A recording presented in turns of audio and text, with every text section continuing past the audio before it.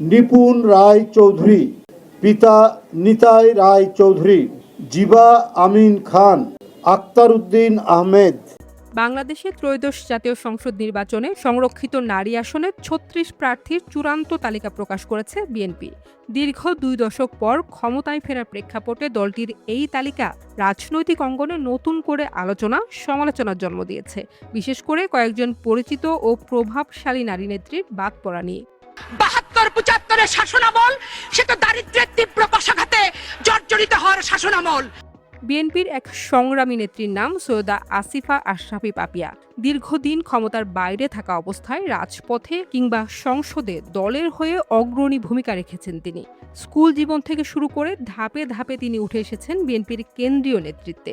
সর্বশেষ নির্বাচনে এক পরিবার থেকে দুজনকে মনোনয়ন নয়, এই নীতিতে তার স্বামী হারুনুর রশিদকে মনোনয়ন দিলেও বাদ পড়েছিলেন পাপিয়া, যার ফলে সামাজিক মাধ্যমে লাইভে এসে বঞ্চিত হওয়ার অভিযোগ তুলে ক্ষোভ জানিয়েছিলেন এই নেত্রী। তাই অনেকেই ধারণা করেছিলেন সংরক্ষিত নারী আসনে দেখা যাবে তাকে। কিন্তু এবারও মনোনয়ন বঞ্চিতদের তালিকায় এই সৈয়দা আসিফা আশরাফি পাপিয়া। সংসার করছি ৩৯ বছর ধরে, তাই আমিও বাঘিনী হয়ে গিয়েছি।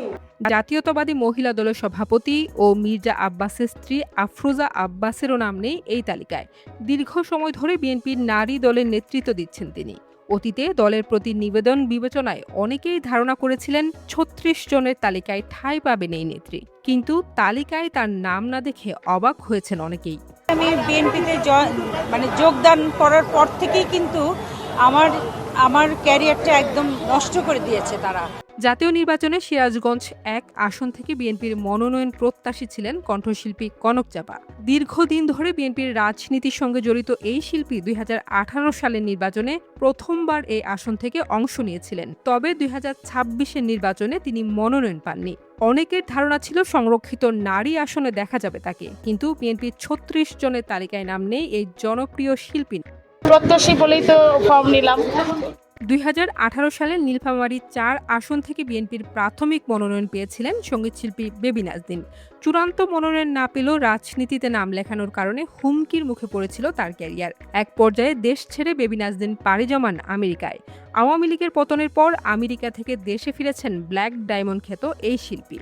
জাতীয় নির্বাচনের আগে জোর প্রচারণা চালালেও তাকে মনোনয়ন দেয়নি বিএনপি। তাই শেষ আশা ছিল সংরক্ষিত নারী আসন, কিন্তু সেই তালিকাতেও নাম নেই বেবী নাজনীনের।